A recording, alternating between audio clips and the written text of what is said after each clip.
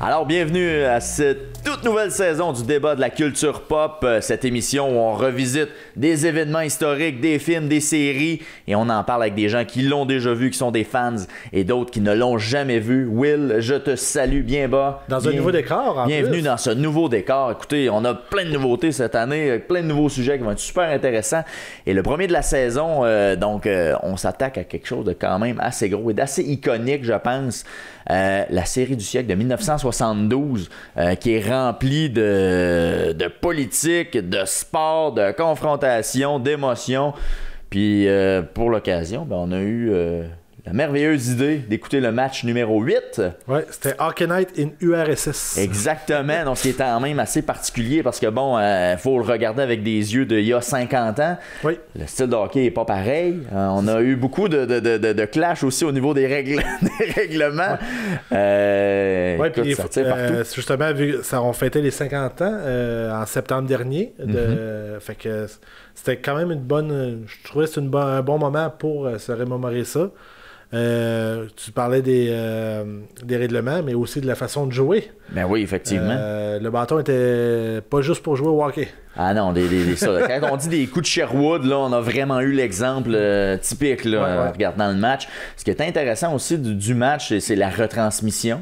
La retransmission qui est particulière à l'époque parce que ça transigeait par des satellites à plusieurs endroits. Ça passait de où à où? Donc, c'est ça, j'en parle un peu dans le podcast, mais ça partait de Moscou, ça allait à Helsinki, ensuite à Londres, pour ensuite arriver au Canada pour être diffusé. Donc, c'était quand même un long chemin, puis ça créait des embrouilles. On avait des coupures de signaux, finalement, là, à travers le match. Mais il y a même des écoles, par contre, qui ont arrêté de présenter, faire leur cours réguliers pour présenter le film.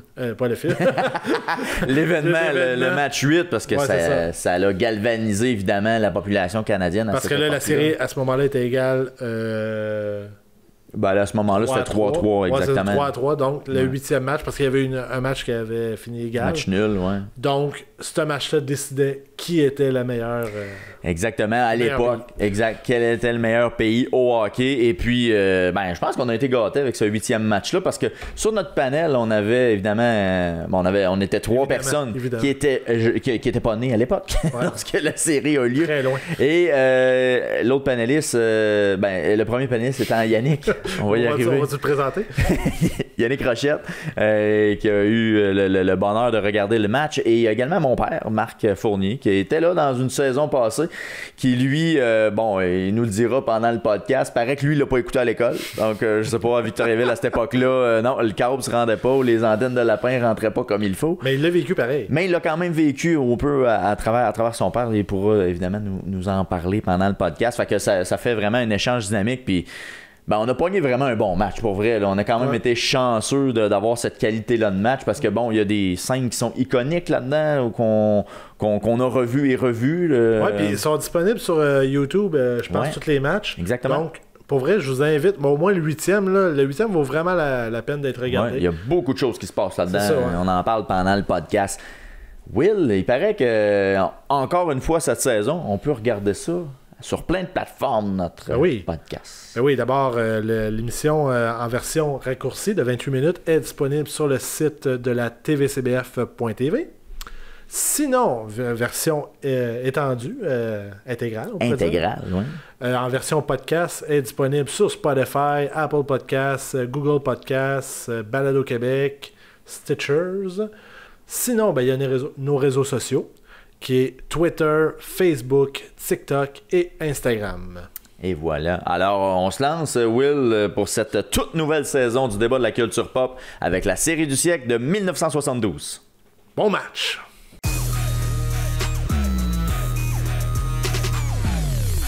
En 1972, on croyait qu'en Amérique du Nord, nous avions les meilleurs joueurs de hockey au monde.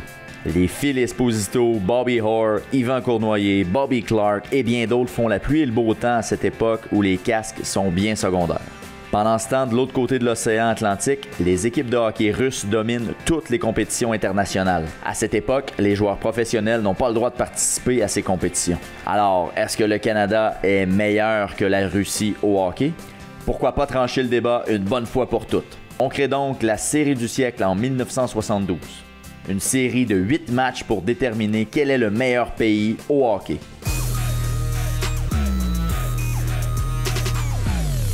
Alors, bienvenue, messieurs. Merci d'être là. Merci de parler de la série du siècle de 72. Parce que ça a été une série qui a été très marquante pour le peuple au Canada, évidemment.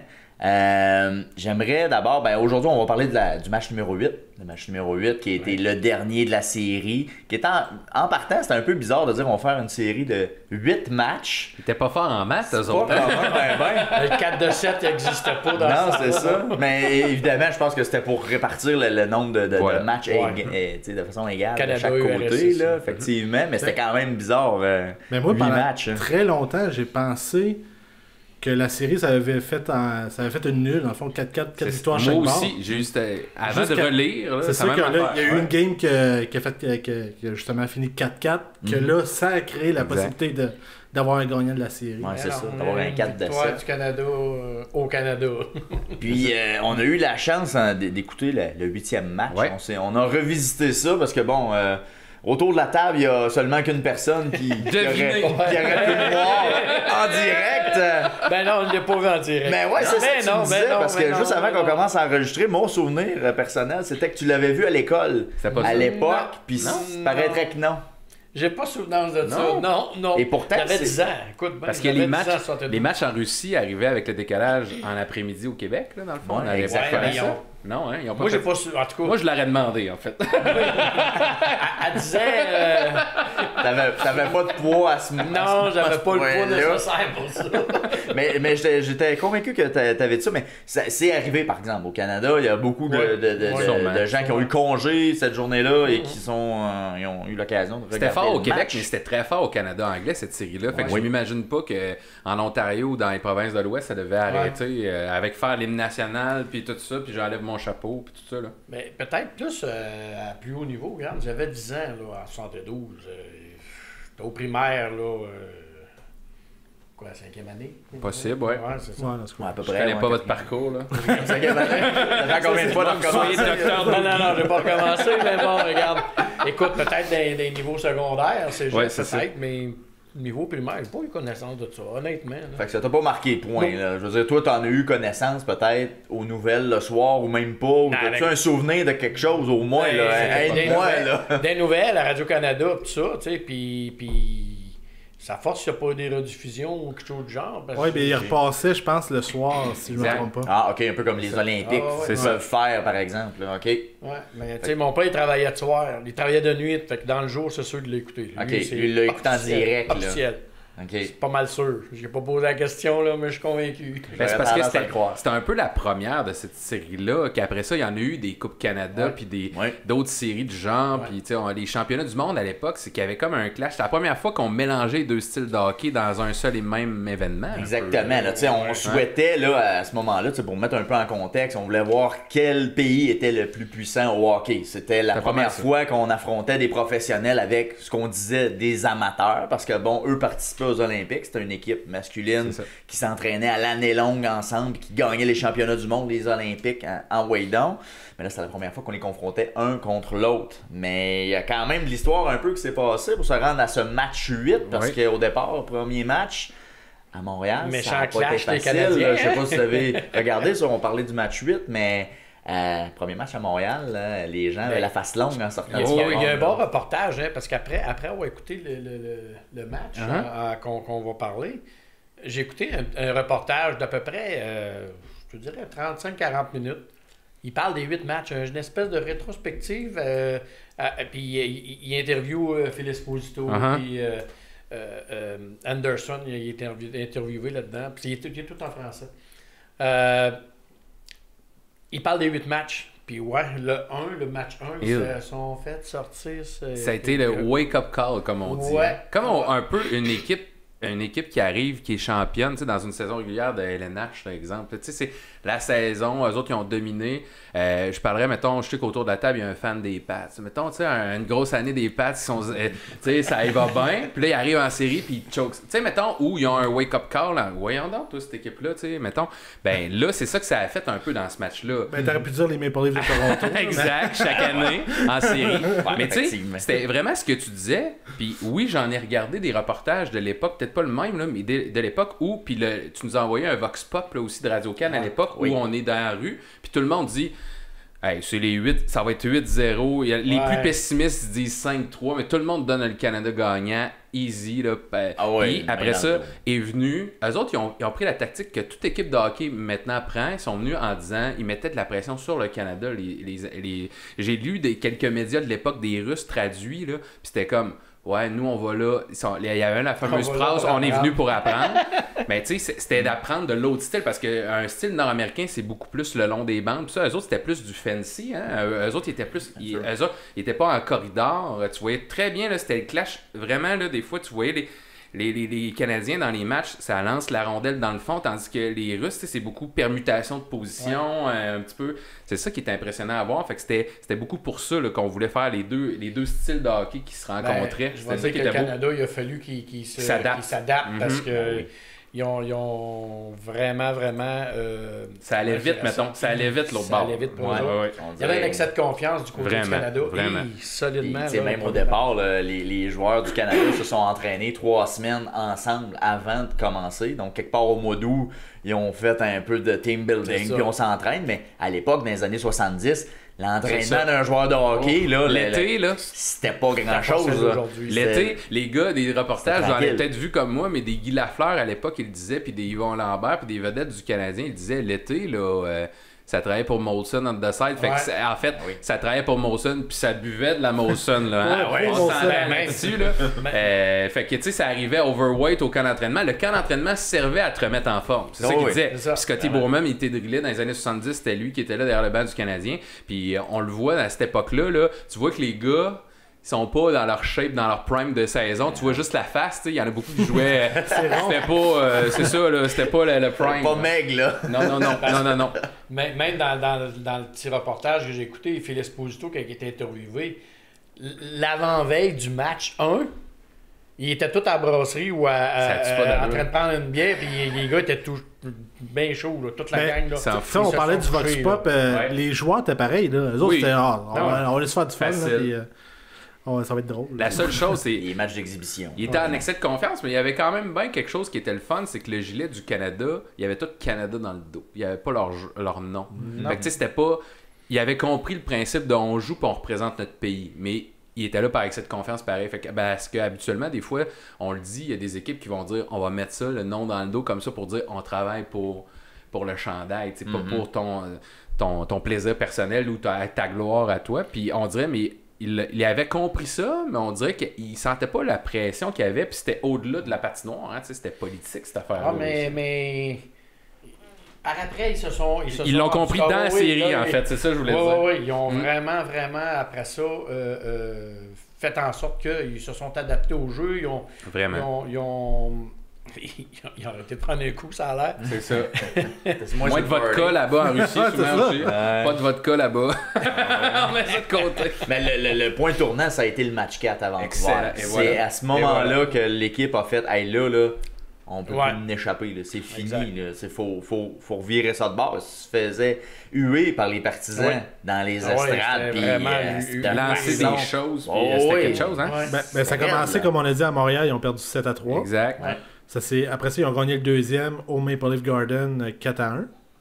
Après ça, une égalité à Winnipeg 4-4. Ouais. Et puis là, au Pacific Canadium, ils ont perdu, mon ami. Ouais, c'est ça. Ça, je te dis, ça a été le wake-up. C'est là qu'ils sont fait tuer. C'est là qu'ils sont fait tuer, puis ça a commencé. 5-3, ils ont perdu. Ouais. Fou pareil. Hein? Puis à la fin de ce match-là, pour la petite histoire, Phil Esposito a dit là, on vient vraiment de comprendre. Je suis pas fier d'avoir perdu. Là.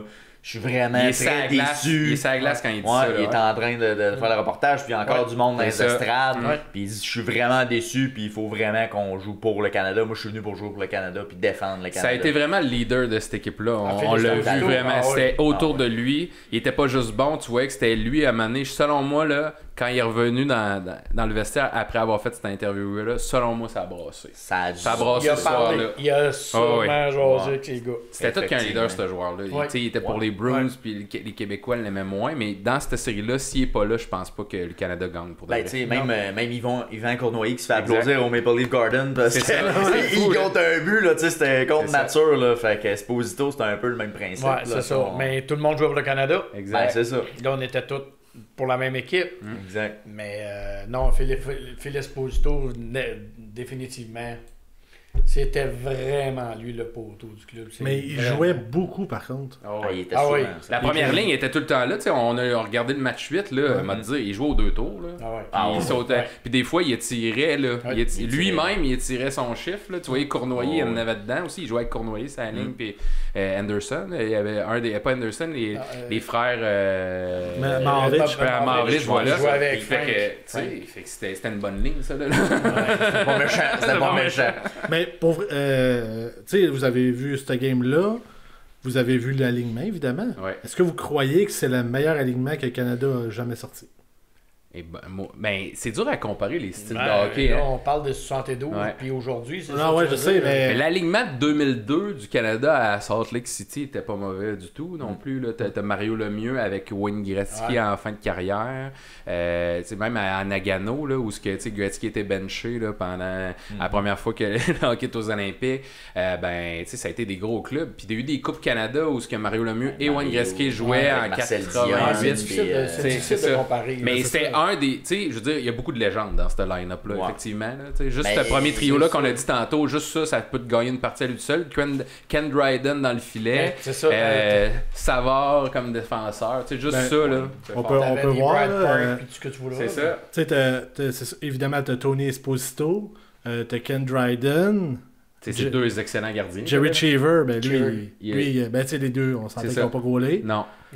Bobby Orr, mais en fin de carrière, mais quand même là. Ben non, il était pas là. Il était pas là. Il était blessé, hein, c'est ça, il était blessé. En alignement, t'avais Gilbert Perrault aussi. C'est ça, hein. Il était pas joué, c'est ça. Ben lui, il est parti après le deuxième match. Deuxième match en Europe. Deuxième match en Russie. Mais lui, il est retourné avec le camp d'entraînement des Sables parce qu'il ne faisait pas jouer. Fait qu'il de la merde. Tu sais, Jocelyn Guévremont. Connaissait moins, lui, Quand je l'ai vu dans le line-up, tranquille. Moi, en tout cas, dans mon souvenir, on n'avait pas vraiment. Mais le White, on l'entendait. On le voyait de temps en temps. Phil Esposito, c'était un boss. Même Marcel Dion, on l'a pas vu, je sais pas. Il venait, lui, il était... Tu sais, lui, Guy Lafleur avait été choix numéro 1 et 2 en 71, là. Tu sais, je veux dire, c'était une recrue, Marcel Dion à l'époque. Comme Guy Lafleur. Je sais que, justement, j'avais su que Gilbert Perrault, il l'avait pris parce qu'il avait été joueur de l'année recrue l'année d'avant. C'est Bobby Clark, ça, c'est un excellent joueur. C'est lui pas dedans là, chez les Flyers. Ouais, il était très. C'était un gars de 3. C'est la grosse troisième ligne. C'était la grosse troisième ligne. C'est ça, les autres jouaient pas de finesse. Checking line. C'est ça. Ça va bien. Ça va bien. Justement, il n'y a pas une game où il a cassé son bâton sur un joueur soviétique. Ça se peut. Ça a achevé d'un joueur, effectivement. Il a cassé la jambe de joueur. Mais on s'entend-tu qu'il y avait des cross-checks dans ce temps-là, toi, comparatif? Il n'y avait pas la loi sur les règlements sur l'accrochage. Tu voyais pas ça, tu verrais pas ça aujourd'hui. Non, effectivement. Et des coups de bâton. À un moment donné, là, à grand coup de bâton. Là, puis les joueurs qui font des pirouettes, là, on a vu une coupe aussi. Ils font des flips. On a vu ça, des genres à la slap shot, là, les penseurs ensemble. C'est ça. Le russe l'a levé, toi. Mais ça a joué plus souvent que j'aurais pensé, par contre. Que? Je m'aurais attendu justement avec l'accrochage. Oui, ok. Tirer tout le long quasiment. Là. L'accrochage. Ouais, c'est ça. C'est ça, c'était pas un match de série, mettons, de la Ligue nationale. Tu voyais qu'il axait ça sur l'offensive. Il y a beaucoup de matchs qui étaient à haut pointage quand même. Fait que tu voyais qu'il l'axait sur let's go, on y va par en avant. Là. Mais tu sais, comme Paul Anderson, là, outre ce but-là, c'est-tu un si gros joueur? Il n'a pas marqué dans la Ligue nationale. Non, c'est ça. Pas dans la Ligue nationale. Dans la Ligue nationale, il a fait 50, 40, 50 buts. Il a fait des saisons. Va voir ça sur HockeyDB. Mais après, c'est ça. Après, non, avant. Mais après, il y a comme un déclin. C'est ça que je voulais dire. On dirait que ça, c'était son pic, puis après ça, il n'a rien fait. C'est lui qui a fait. Ah, même pas 38. Vois-tu en 72, là, l'année avant, il a fait 38 buts. Ah, fait que c'est plus 30, c'est pas des 50, excusez-moi. Mais quand même, tu sais, je veux dire, 30 buts à l'époque, c'était quand même très bon. Sur 60. C'est ça, il y avait moins de games. Il a fait 2 saisons de 30 buts, on se calme. C'était un des seuls à porter le casque. Ouais, c'est ça, j'avais dans la tête. C'était le seul à porter le casque, à part les Soviétiques. Là. Exact, c'est ça, c'était le seul chez le Canada, me semble, c'est ça. Mais ça, il n'y en avait pas bien. Il n'y en avait pas, à part juste lui. C'est quand même fascinant, puis tu te rends compte que on était un peu redneck ces bords. Eh boy. Eh boy. Ben, juste, partons du match 8. Déjà, quand le Canada entre sur la glace, c'est quand même particulier. Les deux équipes entrent en même temps au bout de la glace. Ils suivent tout en queue leu. Ben, moi, je sais pas qu'est-ce que vous en pensez, mais moi, j'avais un feeling de match de soccer. Un peu, c'est vrai. Les deux équipes rentrent, on va mettre le ballon au centre. Oui, c'est ça. Mais Avec des jeunes. Ouais, presque. Mais Il y a des matchs en Europe, le premier qu'ils ont fait à Moscou, il y a des patineurs artistiques qui sont allés porter des fleurs aux joueurs du Canada au début du match. Comme la meilleure patineuse de Russie. Qui est allé porter un tas de fleurs au coach. Il faisait un double axel avant, puis elle arrive. Elle faisait comme une petite mini pause là, tu sais. Alain Goldberg qui est là. Oh, double axel. La grâce. C'est sûr qu'il était là à l'époque. Dans les cérémonies d'ouverture, tu vois que c'est comme, je sais pas si c'est broche à balle, mais pas loin là. Tu sais, il arrive avec le chapeau de cowboy qui s'échange avec un autre gars. Tu vois le gars qui met direct sa tête. Mais c'est comme quand t'es dans un tournoi de hockey mineur, là, où tu te donnes des affaires, puis les oranges entre la 1 et la 2. Là. On sentait qu'on était en 72. Là. Oui. Ça commençait, il était comme. C'était la première fois, là.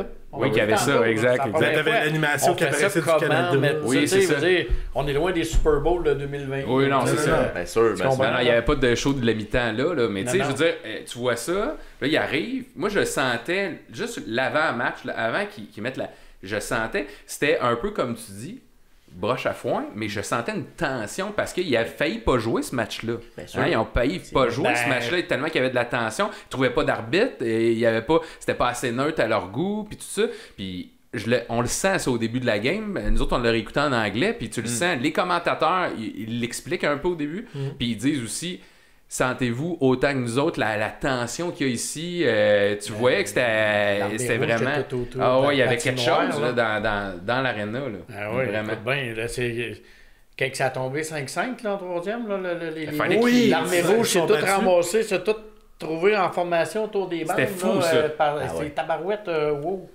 Ouais, puis il y a des joueurs qui sont sautés dans le feu. Il y a une espèce de bagarre au bord de la bande avec je suis fier du Canada.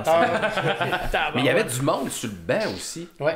Il y avait des entraîneurs, mais même de l'état-major vers la fin, c'était tellement serré. Il était là, il voulait être là pour le. Ouais. Mais tu voyais qu'il participait tout à ça, puis ça invectivait. On se croyait une grume de la ligne nord-américaine. Tu sais, ceux qui vont encore voir ça, mettons, je sais pas, moi, dans. Mais tu sais, ça.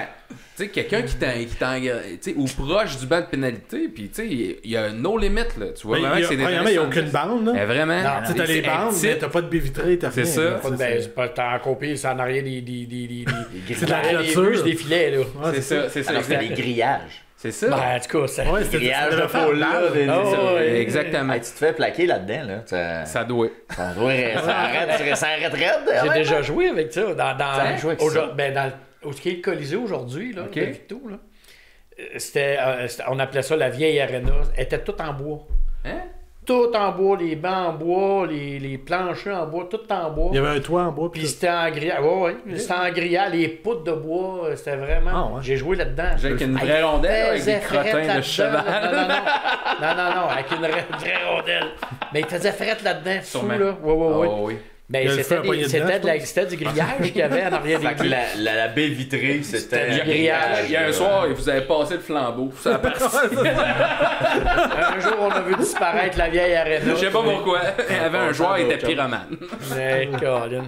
Fait que le match débute, puis ça débute assez raide. C'est quoi? Dans l'introduction, là, moi j'avais vraiment une vibe que quand j'avais vu ce film-là, j'avais dit, il exagère, mais Rocky 4.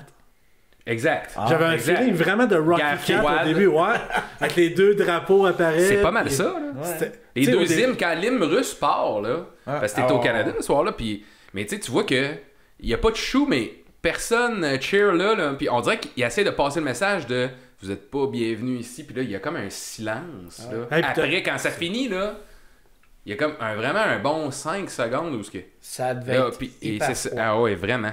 Hey, puis tu voyais les joueurs aussi, tu sais, à cette heure qu'à l'hymne national, ils sont de même. C'est ça. Là, sont dread comme des barres, puis ils ne bougent pas d'une. C'est quand même fascinant. Mais ils le savent. Écoute, au Canada, ils parlaient que bon, c'était le popcorn, puis tout ce que tu voudras, puis ouais, donc, en Russie, oubliez ça, là. Ah ouais, c'était, comme tu dis, là, ben droit. Il n'y a pas de popcorn là, puis c'est la discipline. Dans toute l'aréna, le silence total. Vraiment. Ah, mais j'étais vraiment surpris, par exemple, qu'il y ait des pubs, justement, sur les bandes soviétiques. Oui, effectivement, je m'en allais là aussi. Ben, vas-y. C'est juste ça que j'allais dire.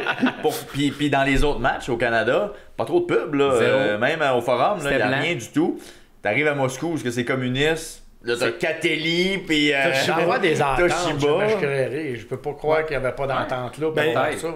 J'ai fait une semi-recherche, puis c'était pas mal toutes des compagnies américaines ou canadiennes. Mais comme Toshiba avait des TV, nous, on avait des TV, mais ils faisaient des airs climatisés pour les Soviets. C'est ça.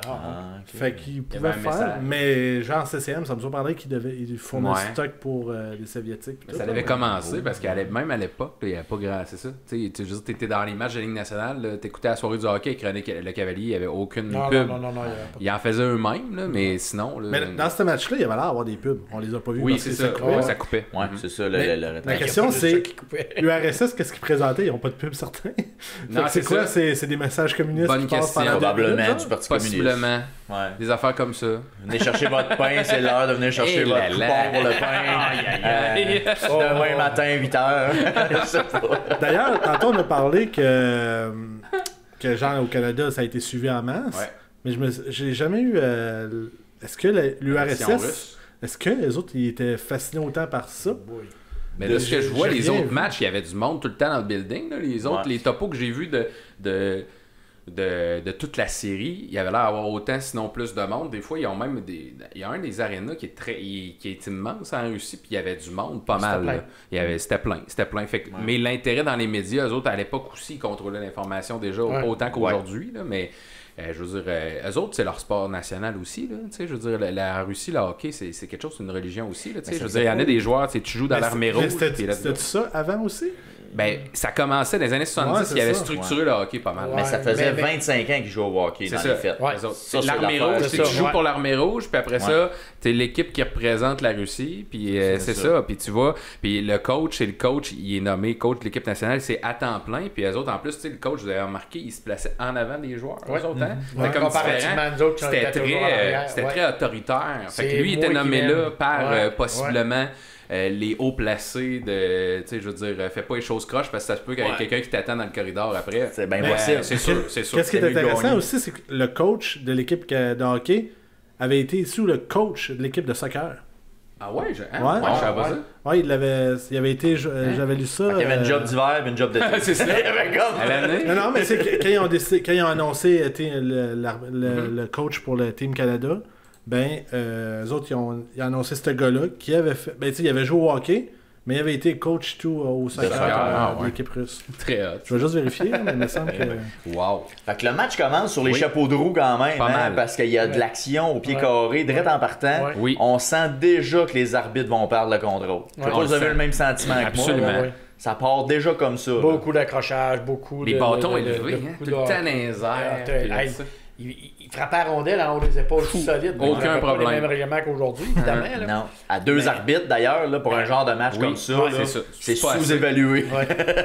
Est-ce qu'il y avait des misères à trouver? Peut-être c'est juste ça qu'ils ont trouvé. Peut-être. C'est les deux gars qui ont dit OK. Les deux gars qui ont dit oui, ça ferait. Mais sincèrement, l'arbitre qui se retrouve dans un contexte comme ça, à deux arbitres, écoute, c'est suicidaire. Là. Je veux dire, tu peux, même tu seras le meilleur arbitre au monde, non, c'est ça. Tu vas l'échapper. Même Kerry Fraser. Je sais pas si c'est le meilleur arbitre au monde. Je pense pas, non. Vous avez pas connu La Chapelle, vous autres, là? Non, La Chapelle, oui.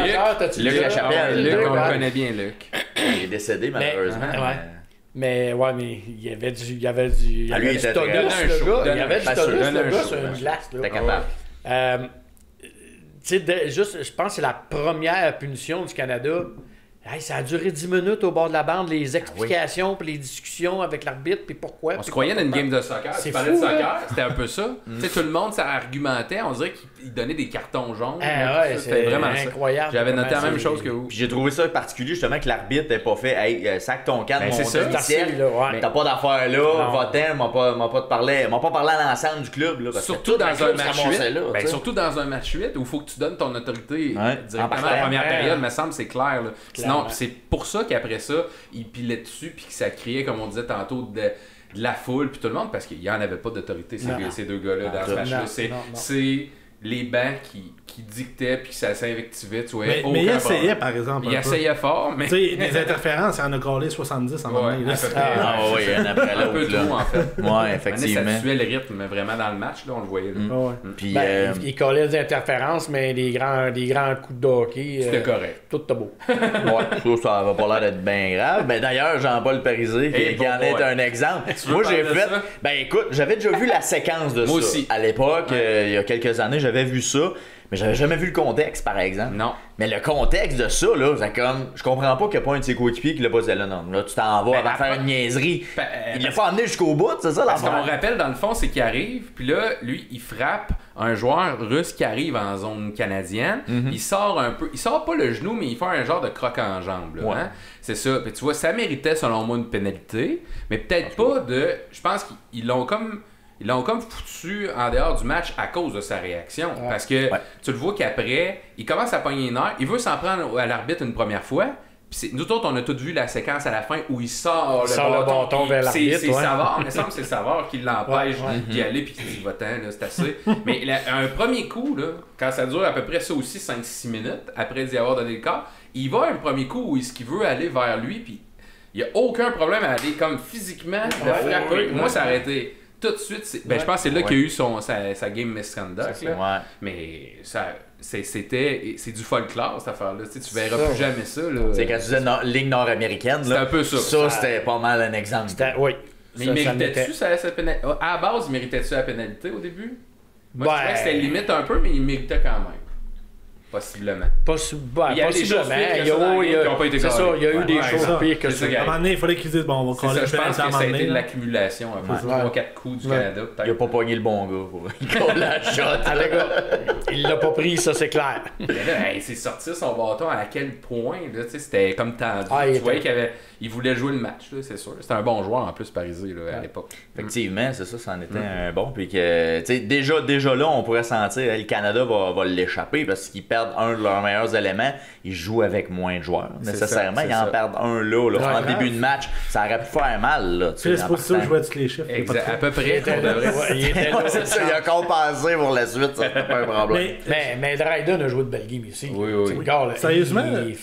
Tabarouette, écoute, on est loin des styles d'aujourd'hui, là, comme gardien de but. Excuse, je vais peut-être dans un autre sujet. Là, mais... C'était pas orthodoxe. Et Colin, non, c'était l'orthodoxe de cette époque-là. Oui, c'est ça. Ça, je peux te dire ça. Oui, il y a deux choses sur son style, justement. Le gars, il doit avoir eu des problèmes de dos à la fin de sa carrière. C'est fou. Il est tout le temps plié en deux. Je comprends pourquoi il est de même à un moment donné. Il doit s'étirer juste le dos. Sa position qu'il a tant rendu célèbre, là, il était tout le temps comme ça. Mais j'ai vraiment été impressionné par, surtout en première période. Deuxième, troisième, je trouvais qu'il gaulait moins bien. Mais en première, je trouvais que j'aimais beaucoup son style. J'étais comme, crème, il y a des goalers présentement pourraient utiliser plus son bâton comme lui il l'utilise. Exact. Mais lui, comme tu dis en première, je suis très d'accord avec toi, dans le sens qu'il a gardé le Canada dans le match en première période, parce qu'à un moment donné, les Russes dominaient, là, puis là, tu vois que Dryden, il en sortait 3-4, il était tellement grand qu'il couvrait beaucoup, mais pas par sa grosseur, par sa portée avec ses jambières, surtout. Tu sais, il était pas orthodoxe, il n'y avait pas de style papillon dans l'époque. Patrick Roy qui l'a inventé un peu par après. Tu vois que les gars, c'était un peu par réflexe. Là. Et lui, il en avait des excellents avec ses jambes. Tu vois, il volait des buts à lui seul. Il avait quand même une bonne mythe aussi. Vraiment. Des bonnes jambières. C'était pas mal ça qu'And Dryden. Étonnamment, en première période, les shots, c'était 14-12 pour le Canada. Pour le Canada. Fait que le Canada avait quand même l'avantage au niveau des tirs au but, mais je pense que le contrôle de la rondelle, d'après moi, les Russes, c'était plus ça. Oui, c'était exactement ça. Définitivement. Vraiment, puis ils ont imposé le rythme pas mal en partant. Puis juste en première période, 8 punitions. qui a été appelé quand même pour une première période. C'est pas mal. Puis, on termine la première période à égalité à 2-2. C'est ça. Fait que les chances sont encore égales. Ouais. On s'en va en deuxième période. Là, deuxième période, ça se gâte un peu pour le Canada. Parce qu'on accorde 3 buts. Le Canada en marque juste 1. Oui, mais on en a sauvé tout un. Phil Esposito en a sauvé tout un. Oui. Effectivement. Et ça, moi, c'est le point saillant de la game. Ben, on l'a vu, c'est Ça, un c'est peu... clair. C'est qui que... Je pense qu'on s'est échangé quelques notes. Il y a quelqu'un qui comparait ça, je pense, entre nous autres, avec dans le championnat mondial junior cette année. Mason McTavish. Ça m'a fait penser à... T'avais le bon terme parce qu'il sauve sa ligne. Ah oui. C'est vrai que ça a été le moment, parce qu'on a parlé beaucoup de Dryden, on parlait beaucoup de l'offensive du Canada, mais en plus, il était partout, sa patinoire, c'est un maudit-là. Il est allé, il était là, je sais pas comment il est arrivé, parce que juste un petit peu avant, il s'en va dans le fond de la zone, fait que là, c'est sur un repli qu'il fait ça. Ouais. C'est incroyable, vraiment, d'avoir sauvé ça sa ligne là, avec son bâton, quasiment dans les à deux airs, reprises, c'est ça. Exact. À 2 reprises, parce qu'elle se poussait, là, elle y allait dans le... Oui, vraiment. Fait que, Il n'y avait pas les mêmes reprises qu'on avait, par exemple. Je me demande s'il l'avait challengé. Elle aurait Ça peut-être aurait-tu pu, passé je sais avec pas. une Elle était caméra proche sur le en dessus? maudit. Elle était proche. Mais étonnamment, Phil. Il y a eu un but comme ça, là, avec l'armée nordique, qui ont assassiné Oui, Alain Côté. Le but d'Alain Côté, tu mords. Là, effectivement, qu'il n'y avait pas de reprise. Là. Alors Vince, c'est le moment de la pub. C'est la pub. Et cette semaine, la bière que nous buvons ce soir est une gracieuseté de la microbrasserie L'Ermite de Victoriaville. Yes. Alors L'Ermite, c'est de la bière de toutes les sortes disponible partout au Québec. Et là, quand je dis partout, c'est pratiquement partout. C'est là. partout, là, vraiment. Là. Checkez leur map sur leur site web. Là. Il y a des petits points partout. Et ils ont beaucoup de sortes aussi. Ils ont des IPA, des blondes, et que nous buvons ce soir, la India Pale Lager. Une excellente bière. Franchement, là, celle-là, si vous la trouvez, là, vous en prenez un 6-pack. C'est pas gênant à servir. Des blanches, des stouts, des bières aux fruits. Il y en a vraiment pour tous les goûts. C'est la bonne chose avec l'Ermite, effectivement. Mais qu'est-ce qui est encore bien aussi avec l'Ermite, c'est que c'est un resto-pub incroyable. La microbrasserie a déménagé dans un nouvel emplacement en 2022 et offre encore plus de place qu'auparavant. Le bonheur d'aller au resto-pub, c'est des palettes aussi de dégustation. Ça, là, pour vrai, là, tu veux déguster des bières, tu veux en essayer, là, c'est la façon idéale. Puis ils ont vraiment beaucoup de choix.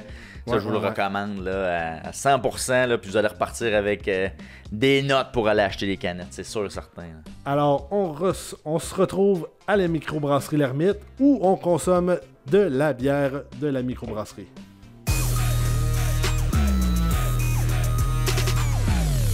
Mais c'est ça, Phil Esposito, je trouve que ce jeu-là mériterait qu'il soit plus il n'a pas passé à l'histoire autant. Il n'a pas passé à l'histoire autant que le but d'Anderson. Mais il est très important, comme tu viens de le dire. S'il n'est pas là, c'est peut-être le moment, c'est ça, tournant du match. Ah, c'est fini. Là, Si les Russes, ça a été le 4e, dans le fond, dans la période des Russes. C'est ça, il a volé le 4e. Dans la même période. C'est ça, oublie ça. Ça te coupe les jambes. Ça, on aurait été à 6-3. Le match est fini.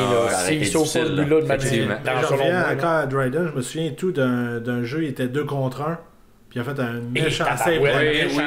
Justement, puis il perdait un autre save que s'il le faisait pas, là c'était fini aussi. Il y a beaucoup de moments comme ça dans ce match. Surtout en deuxième, justement. Deuxième période, il y a comme un pivot qui se fait. Puis là, tout à coup, deux pénalités en deuxième période. On est plus tranquille en deuxième période, ça a l'air. Ouais, c'est ça. En parlant des pénalités, là, juste la gestion par les arbitres, là.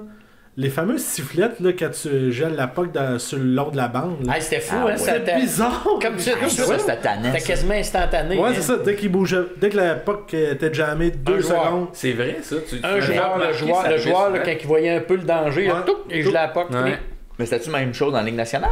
C'était comme ça qu'un joueur hockey mineur, en tout cas. Hockey mineur, c'était ça. Ouais, nous autres, on avait consigne. Si tu vois le danger arriver, gèle la puck, fini. OK, puis ça reprenait soit dans la zone ou extérieur de la zone. Reprenait le point de mise en jeu le plus proche. Le point de mise en jeu le plus proche. Okay. Ça retardait le jeu un peu. Ouais. Ben vraiment. Surtout à la fin, j'ai l'impression d'être une game de basket. C'est ça, on avait le droit de dropper la puck dans les estrades à l'époque. Là, que tu oui, ben c'est oui, vrai, ça. dans ce temps-là. Ben c'est ça, les baie vitrées étaient tellement basses aussi. Ben, de toute façon. Quand il y en avait. Puis même les points de mise en jeu, que tu parles de ça, même celui au centre, c'est spécial, à l'extérieur de la ligne bleue. Mais t'as-tu remarqué que même si le point est au centre, mis à part les hors-jeux de ligne bleue, là, Ben, quand il arrivait, soit que la puck sortait de la glace, ou il y avait un gelé la rondelle, à part quand il était en arrière du but, qu'il repartait là, dans le cercle le plus proche. Mais il aurait pas quasiment pu mettre la mise au jeu. Dans ce slot, à un moment donné, on l'a déjà vécu. Voilà, dans c'est ces ça. années-là, Il partait à la hockey, game puis n'importe où. des fois, il repartait là, juste au bout de la slot, c'était là, pas loin aléatoire, de la quand ligne même. bleue. Ah, Ben oui, parce que c'était là que le jeu avait arrêté. Le défenseur avait gelé. Puis c'était assis sur la rondelle, Tu maintenant. pouvais Ah, toucher ouais. sa rondelle à l'époque. Ouais, c'est Puis ça. geler la rondelle là. Ouais, c'est ça, c'est arrivé à un moment C'est donné, là qu'elle a il y a un gelé, Russe c'est qui là l'a qu'on m'a mise au Ah, jeu. ouais. Ah ouais, t'es direct juste au bout de la slot. My là, God. puis Un peu comme au soccer, justement. là. Ah, Ouais. Aïe, aïe. Ça, c'est vraiment... Ça, c'est des règles qui ont changé. Ah ouais, vraiment. oui, Une vraiment, chance. vraiment. Pour une... Ouais, c'est ça, pour le meilleur, comme on dit. Là. Ouais.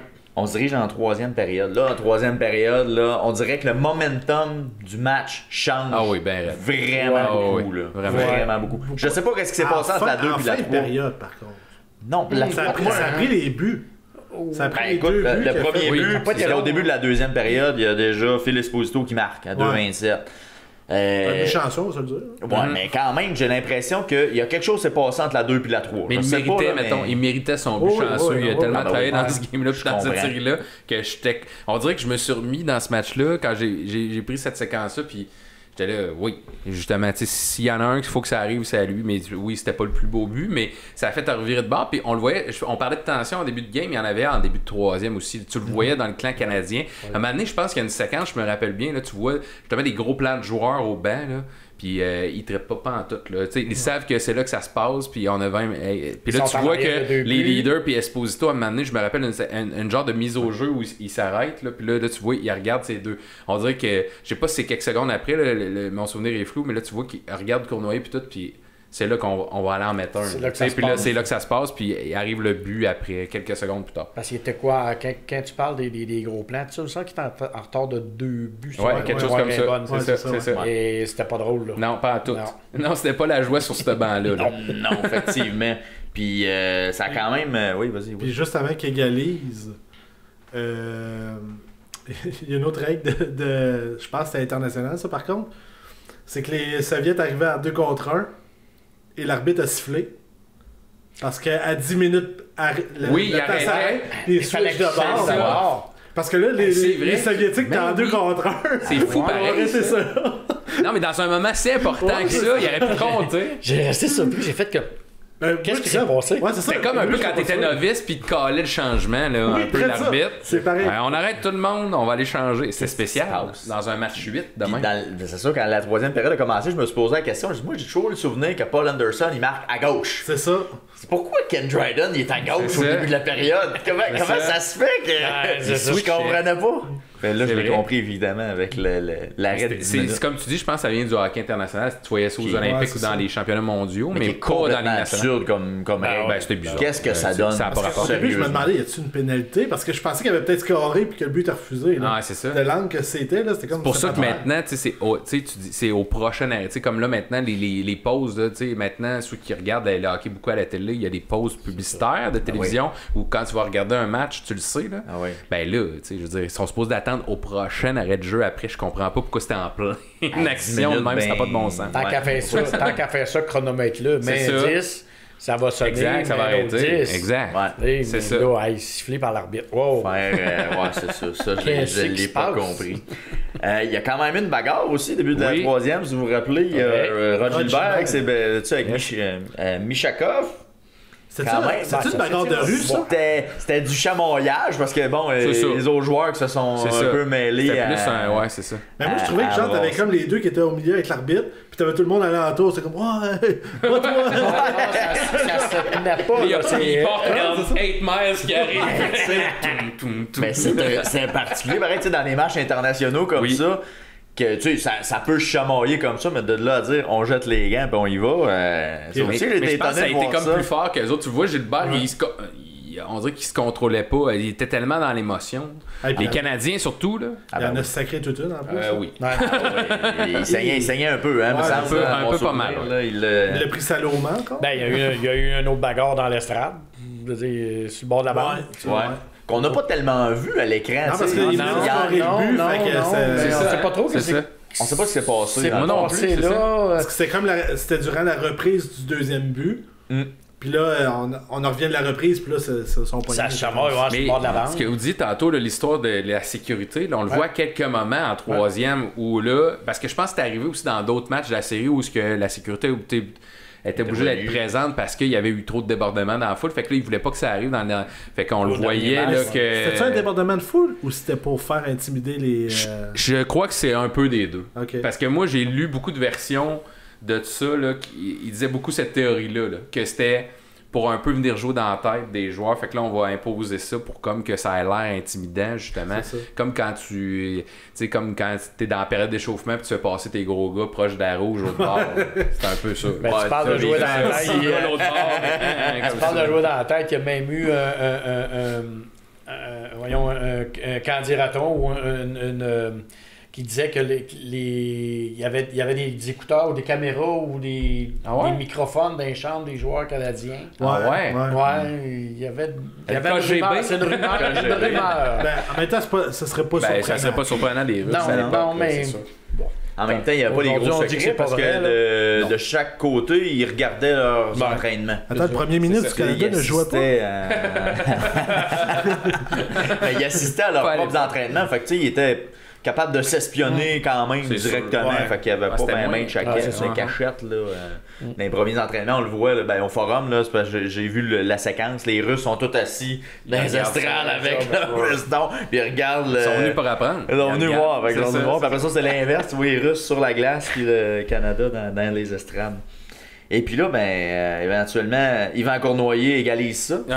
Un gros but, honnêtement. Un beau but, je trouve, de Yvan Cournoyer. Là, à la Yvan Cournoyer. Honnêtement, là. C'était ces genres de buts, ça, Yvan, pour la vitesse.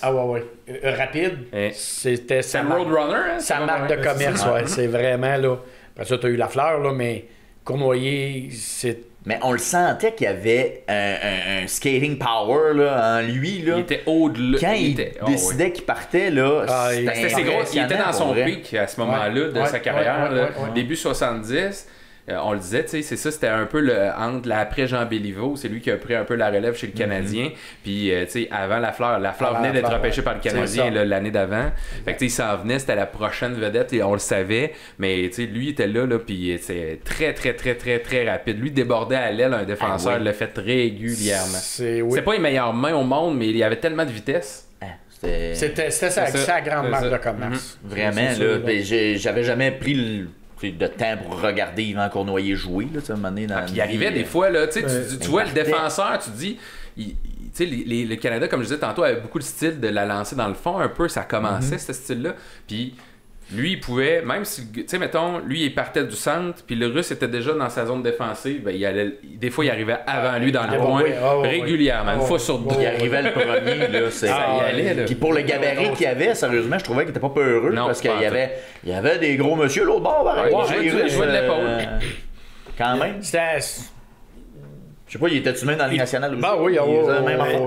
Il arrivait d'une saison de 47 buts, 36 passes pour 83 points. C'est sa meilleure c'est son pic. OK. Mais il était tout le temps comme ça, je veux dire, il était fond de train, puis c'était son jeu. Il y avait un coup de patin, là, bien rapide. Écoute, au-delà de la moyenne. Au-delà. Mais surtout avec le genre de patin avec lesquels il patinait. Ça impressionnait pour la vitesse qu'il avait, pour vrai. Là. Des patins à tube. Des patins à tube molles. C'est encore ça dans les années 70 quand même. Les bottes molles, là. C'est ça. C'est ça qu'il y avait dans les pieds, je me trompe pas. Là. J'ai une question quiz pour vous. Oui, donc. Est-ce que Yvan Cournoyer a fait 500 buts dans la Ligue nationale? 500. Bonne question. Oui. Mais si t'as fausse, ça veut dire non. Sûrement, hein?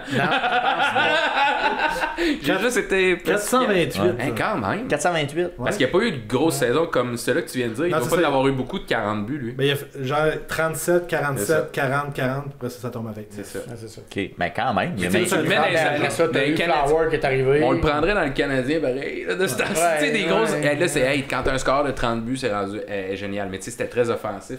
La Ligue nationale des années 70. Guy Lafleur arrivait après. Mais il a pas joué. Il jouait pas avec Lafleur, Cournoyer. Non. Mais il jouait justement sa première. Lui, il était à droite. Exact. Il jouait en même position. C'est ça, exact. Il était lié les deux. Ben oui. Fait que là, éventuellement, il arrive le but. Le gros dont but. Tout le monde parle. Le but qui était. Tu sais, il est quand même tout le monde l'a vu, là, même souvent.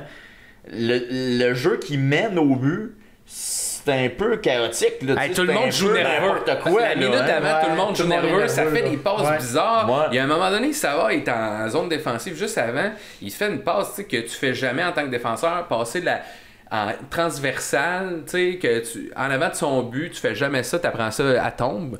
Mais il fait ça, puis tu sais, de justesse, l'autre défenseur canadien le prend, mais là, ça amène. Puis là, à un moment donné, on pousse. Anderson, il vient de rentrer sa patinoire, je me trompe pas quand il va compter, il vient juste de quelques secondes. C'est ça. Tu sais, il arrive là, il tombe en arrière, il se relève, puis c'est là que ça se passe. C'est ça, Esposito a comme le réflexe d'envoyer au filet. C'est ça. Puis lui, il récupère. C'est de voir que Dryden s'est rendu à eux autres. Ça n'a pas été long. Il y a même des gars qui c'est ça qui marche. C'est ça. C'est quoi ce qui se passe? Ça a pris 5 secondes. Là. Il reste 34 secondes. Exact. Le banc s'est vidé. Dryden est rendu là, côté du but adverse. Puis une affaire, on regarde. Regardez ça! Je voulais qu'on en parle de ce geste-là. Ça n'a pas de bon sens. Il y a beaucoup de choses dans ce 30 secondes-là. Alors, si on part avec le but, effectivement, Esposito a le réflexe d'envoyer vers le filet. Je ne sais pas s'il voit Anderson, parce que dans la position où il est, pas sûr qu'il le voit rentrer au filet, parce qu'il est tombé en arrière du filet. Il est complètement sorti. Esposito, il fait comme. Il l'envoie au filet. Il tire, je pense. Mais c'est Tretiak qui fait. Tu sais, qui donne le retour un petit peu puis qui contrôle mal sa rondelle parce que tu vois que ses défenseurs t'ont un peu mêlé sa séquence puis il veut remettre comme la rondelle. Tu sais, ils se déportent tous vers la droite. Tout le monde est attiré par Esposito. Exactement. Fait que là, il laisse tout seul en avant. Les 5 joueurs russes sont du même côté gauche. Il n'y a personne qui voit Anderson en arrière. Écoute, Esposito, c'était le joueur à surveiller. Oui, vraiment. Il doublait, c'est pas compliqué. C'est ça.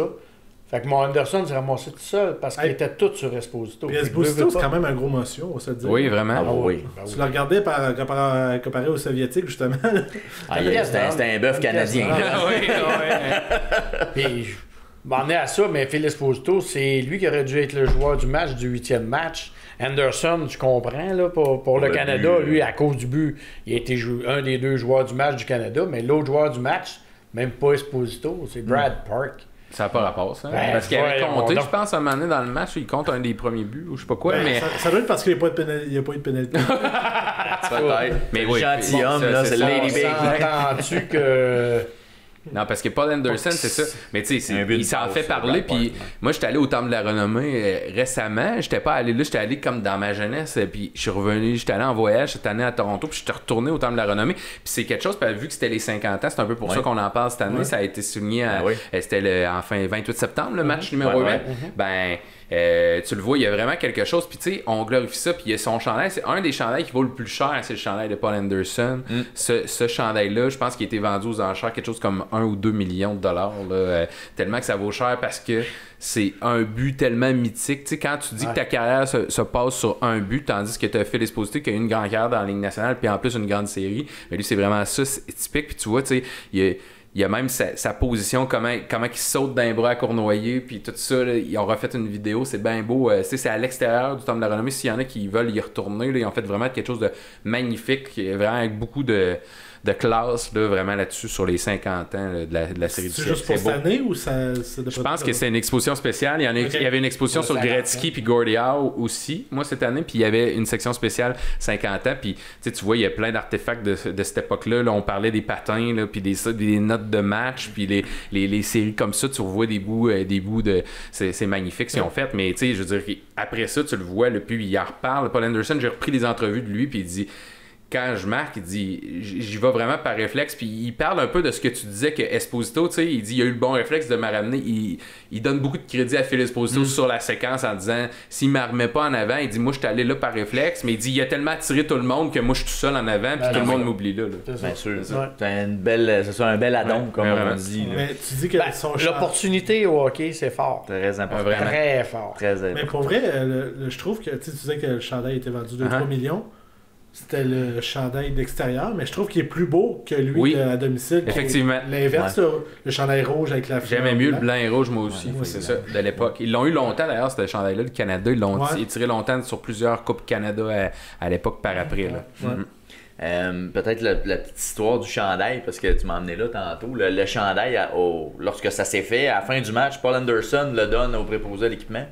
pense pas garder le Pense pas à chandail. ça. J'ai marqué un but, on a gagné la C'est ça, série, mais c'est pas tant important. Faut que je prenne Fait ma que c'est le bière. préposé à l'équipement qui est parti avec ça. Puis qui a gardé ça pendant des années, 15-20 ans, pour à un moment donné le revendre. Il a revendu ça à quelqu'un 5000$. Ah, ouais. Puis ce quelqu'un-là a fini par le C'est revendre ça. et faire beaucoup de millions avec. Ben, À un moment je donné, comprends, Paul Anderson, à la fin des années 90, il a essayé de racheter le chandail. Le monsieur voulait pas. Fait qu'il l'a conservé. Fait que Paul Anderson n'a jamais réussi Son chandail. à avoir son avoir propre son chandail. propre Ça C'est me drôle. purge les affaires de même, c'est mais fou, je hein? comprends le principe du je l'ai eu, j'ai payé pour, mais tu sais, t'as le gars en avant de toi. Ouais, le gars qui l'a porté. Je veux puis dire, que- là, tu sais, si lui il est pas spécial. là puis il marque pas ce but-là, il T'as vaut pas pas le rien. chandail. Allô? Allô? Mais ça a pris du temps, toi, à Paul Anderson, à se rendre compte que. Que, hey, c'est important. moi. Ben, c'est son fils qui a dit Hey, ça serait pas pire. Peut-être que tu gardes ce chandail-là, me semble ça vaudrait la peine. là, mes études, mettons. Il y a eu beaucoup de choses à l'effigie de ça aussi. Il y a eu, Ouais. je pense, des monnaies spéciales puis des, Ouais. Ah, des ben trucs oui. comme ça à l'effigie longtemps. Souvent, ils ont souligné beaucoup d'anniversaires, mais le 50e cette année, là, ils ont refait des choses. Ça a été fort dans l'histoire. Vraiment. Cette C'est série-là, un des là, buts les plus importants du hockey, Ouais. dans Ben, l'histoire du hockey. J'aimerais vous poser la question est-ce que c'est le but plus important dans l'histoire du hockey au Canada Et... Parce qu'il y en a eu d'autres Ouais. après, là. Fait que est-ce que Le- ce serait lui qui Le est Golden le. Goal. Le Golden Goal est pas. J'allais dire le Golden Gold. Moi, je pense que le Golden Gold est Ben, pas je spécial. sais pas si c'est générationnel Peut-être c'est parce ça. que j'aimerais ça peut-être c'est entendre. ça. Mais il y a le but de la fleur contre Boston là, dans la série. Là, Ouais, mais Ouais, le Canada, tu parles de tu sais, à série, Vancouver, si ça on parle les de dérange pas. mondial, tu Ouais. parles d'une série historique, c'est la première, c'est Ouais. là tu as un clash communiste capitaliste. exact. Écoute, C'est dur à l'ensemble de toute la série, C'est ça, c'était quelque chose l'émotion. d'énormément spécial. T'arrives ce but-là à la fin, puis de la carrière d'Anderson pour une affaire de même. Moi, je pense que c'est pas mal dans les tops. Ouais, parce qu'après Puis, ça. puis ce qui se fait après, là, c'est wow! Ça veut pas dire que les autres, c'est pas extraordinaire. Ça veut Oui. pas dire que les autres, c'est pas spécial. Mais là, il y avait comme la première, le capitaliste, le communiste, comme on disait tantôt. Non, moi, c'est celle-là. Ben, c'est vrai que tu sais, je veux dire, c'est lui qui a traversé à travers le temps, mais le Golden Gold, moi, dans ma tête, est pas trop loin, mais tu sais, il est là, il est on top. Golden Gold est pas trop loin. Puis je parlais il y a une Coupe Canada où ça a été magnifique, là, où il y avait des beaux échanges Le entre mieux le mieux Gretzky, Gretzky là, au ouais. Forum. Là, je me rappelle d'un but en particulier où ce que là, c'est très marquant. Mais tu sais, ce Golden Ouais, Gold-là, ça, tu sais, c'est on s'en une rappelle tout. Là, prolongation, là, ça. c'est On se Egan souvient, là, en tout cas. Moi, je me il souviens, passe, j'étais- boum, entre les jambes de Miller, et voilà. Moi, je me souviens où j'étais, en tout cas. Alors, on a tous crié. Moi, je criais dans Ouais, le sol écoute, ça doit pendant être plusieurs minutes. générationnel, peut-être. Je pense que c'est générationnel, Mais, c'est ce que. Moi, je travaillais. J'ai crié en travaillant. Ah ouais, c'est fou, Red, ce moment-là. Ah, écoute, il y a des moments. Ouais. C'est mémorable, tout ça, là. Il y a toujours la première. La première fois où c'est C'est arrivé. sûr, c'est sûr, c'est sûr. Tu sais, je dis pas que c'est pas mémorable, ça, là. Je dis pas que les autres affaires sont pas extraordinaires, c'est juste que c'est la première. Mais à la défense du but de Paul Anderson, il est plus beau que lui avec Crosby. Crosby, c'est quasiment une erreur de Miller, Takamo. Tu sais, Ouais, c'est vrai. tu sais, c'est pas un but qui aurait dû rentrer pour vrai. C'est ça. Il Dans fait le que- cas de Paul en théorie, Anderson, Il a quand même Tretiak déjoué pouvait rien Tretiak. faire. Mais non, mais non, il a quand même Il déjoué, l'a déjoué. effectivement. Il a déjoué. Après ça, le Canada revient au Canada. Hey, mais juste avant Ouais, ça, là, vas-y. la game finie, on sac notre camp de la glace. Hein? Ah oui. Il se passe pas grand chose. Aucune célébration ça, sur la rien. glace. C'est exact. Moi, c'était un point que j'avais pris en note. C'est pourquoi il n'y a rien. Tu sais, je veux dire, il n'y a pas eu de genre, pas de défilé, mais tu sais, genre, il n'y avait pas de coupe, Célébration, il n'y avait pas rien. c'est ça. C'est ça, il n'y Pas avait de pas médaille, de médaille, pas de- c'est ça. d'animation. Ça m'a Même, étonné. Les joueurs du match sont revenus. C'est parce ça. qu'ils étaient- Allô, il était c'est comme sorti. les étoiles, un peu. C'est ça. Ben, t'avais 2 joueurs par équipe. Deux C'est ça, joueurs c'est par spécial, équipe. ça, d'ailleurs, Ouais. aussi. Mais Ben, oui, ça moi va aussi. être pour la série, peut-être. Ben peut-être, mais du fait de partir pis tout ça, j'ai Non, dit, peut-être, on dirait, ils ont peut-être eu peur de la sécurité. Ils ont fait un moment donné, Ben, ok, c'est ça sacré que votre je camp. sentais, moi. C'est fini. Moi, je pense que ça a on été s'en va. calé de même. Parce que surtout, si on revient tantôt, on l'a vu, tu sais, il y a eu un membre de l'équipe canadienne qui envoie promener totalement tout le monde, Ah, les c'est vrai. Russes. Sur Fait que je le banc, pense là. que là, ça, il y a eu des Russes qui ont sûrement pas aimé ça pis qui sont peut-être allés cercler. Moi, c'est ça que j'avais lu un petit peu. Quelques temps après, tout avait Phil Esposito qui avait levé. Oui, pas dans les exactement. airs. C'est ça, Puis, un peu nargué. là. Ouais, c'est ça. Ouais. Fait que je pense que tu leur as dit peut-être, ok, bye bye. Allez au vestiaire, sortir, ouais, ça va être mieux de même. Puis, ouais, c'est ça. Au niveau de la diffusion, ben, les joueurs sont venus, Les joueurs sont venus au Canada. Ils s'attendaient pas à avoir d'accueil quand ils sont arrivés. Je sais pas si vous avez vu le reportage de Radio-Canada qui était stand-by. Ouais. Il y avait beaucoup de monde qui Vraiment impressionnant, la foule. T'es tout sur le tarmac. Ouais, effectivement. C'est fou, ça. Pas ça aujourd'hui. Non, pas en tout. Mais t'avais de foule sur le tarmac, toi, de l'aéroport, fou. Ouais, puis tu sais, même que là, cette archive-là, on l'avait de Radio-Canada. Fait que ça, c'était quand même intéressant de voir René Le Cavalier, Lionel Duval interviewer directement les joueurs qui sortent de l'avion. Ils font comme, il y a bien du monde, ça. C'est quand même cool de voir ça. Mais ils savaient, le pire, c'est qu'ils savaient qu'il y avait un intérêt parce que tu voyais la nervosité. Mais on se dirait qu'ils pensaient pas que les. Parce que tu sais, dans le fond, ils sont arrivés. C'est quoi, ils sont arrivés le lendemain ou dans le soir même? Je pense que c'est le lendemain. Ça doit être le lendemain. Ils sont arrivés, c'est ça, quelques jours plus tard, là, effectivement. TV12 était là. C'est ça. TV12 était là. Hey, les caméras, hein, c'est incroyable. On dirait des. Justement, durant la game, à un moment donné, genre, il y a un plan, genre, il célèbre, puis t'as un caméraman avec son gars.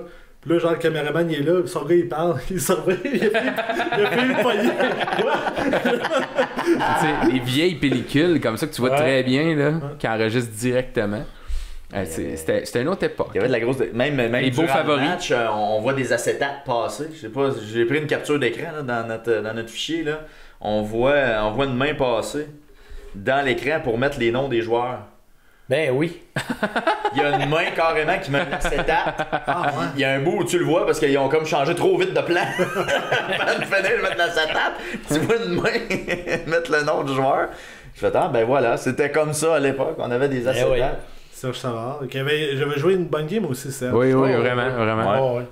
Ben, c'était un bon joueur. Je pense que c'était pas mal le leader en défensive. Oui.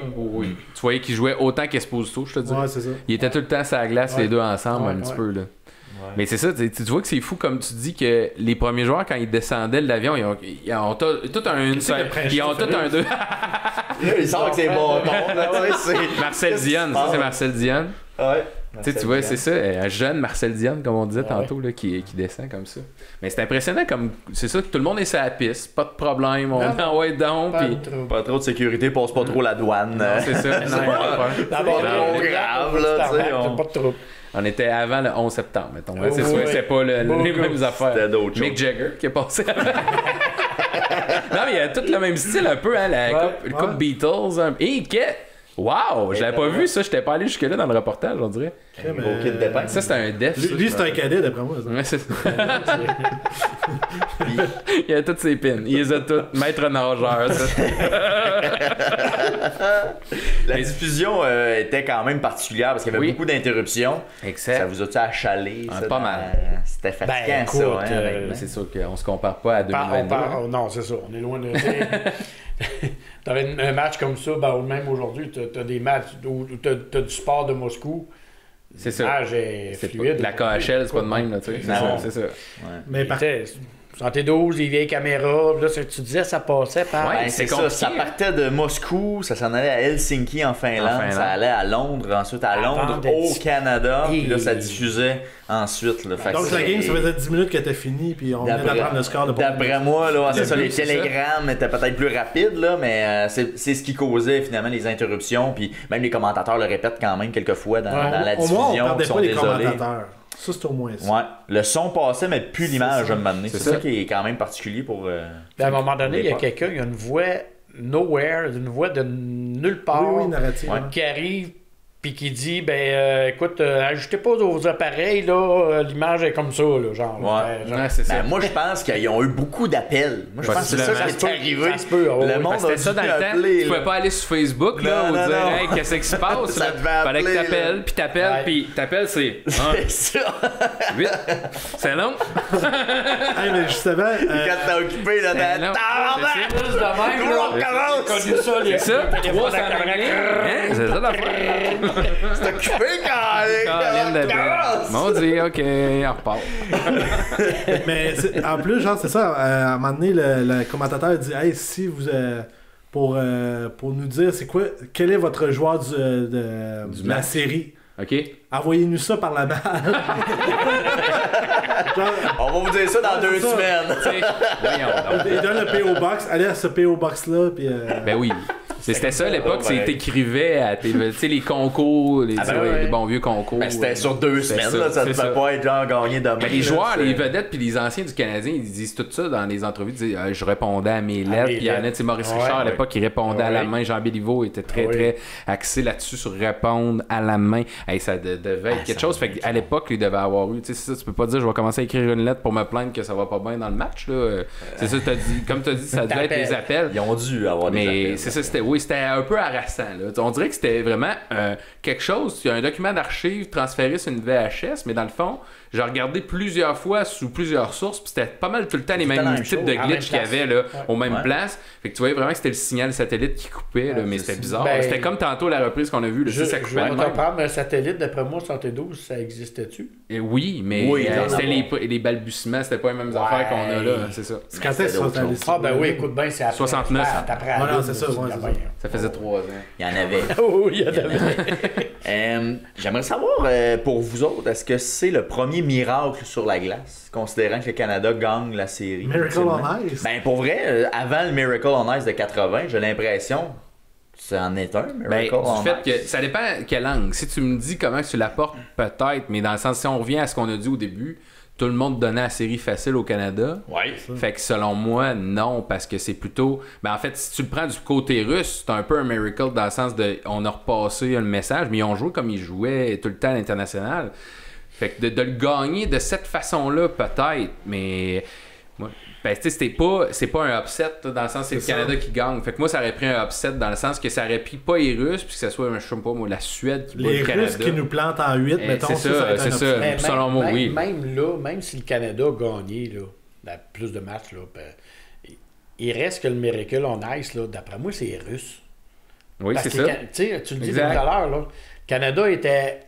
Et de loin. Favori. Les Russes ils ont causé toute une méchante surprise puis une leçon de hockey. Là. On ne le cachera pas. Ça se peut-tu que c'était même pas un goaler à la base? C'était un joueur d'avant. Je pense qu'ils ont changé parce que le goaler s'avait blessé. Ça se peut. Dans cette série-là, ça se peut ça. Mais je sais que Tretiak à la base était pas un grand gardien. Puis il est devenu après cette série-là, puis même un peu avant avec l'équipe nationale. Puis après ça, il y en avait qui voulaient le recruter. À un moment donné, c'est un peu lui qui a mis... C'est cette série-là qui a fait ouvrir le monde sur le hockey international puis dire, ben là, maintenant, on aurait peut-être en amené de ces joueurs-là dans la Ligue nationale pour se confronter un petit peu puis s'ouvrir. Puis après ça, tu as eu des Biori, Sandming avec les Maple Leafs, un premier joueur international. Puis après ça, il y en est rentré quelques joueurs internationaux comme ça. Mais ça a pris du temps. Stachny venait de... Exact. C'est des années Tchécoslovaquie à l'époque. Mais ça a été dans les années 80. Il y a eu un premier joueur, Sandming, je pense que c'est le premier joueur avec les Maple Leafs dans les années 70. Puis après ça, il y a eu une... Puis un des premiers Russes a été Sergei Markarov là, avec les Flames après, mais ça vient de ça. C'est lui, il jouait justement pour des équipes russes comme ça. Mais ce que tu as dit, là, oui, parce que Tretiak, il y avait une pression un peu de... Il portait le club un peu sur ses épaules aussi, d'une certaine façon, de lui, il arrêtait le club. Il était tellement offensif qu'eux autres, le gardien en arrière, puis jouait à trappe, là, ils connaissaient pas ça, les Russes. Non, vraiment. Non, vraiment. Mais ils ont été vraiment découverts. Puis après ça, lui, il est vraiment tombé en amour avec le hockey nord-américain. Puis lui, j'ai relu, t'avais envoyé des trucs, lui, il veut le faire, il aimerait ça faire revivre lui, il est impliqué dans le hockey russe maintenant depuis sa retraite, puis beaucoup.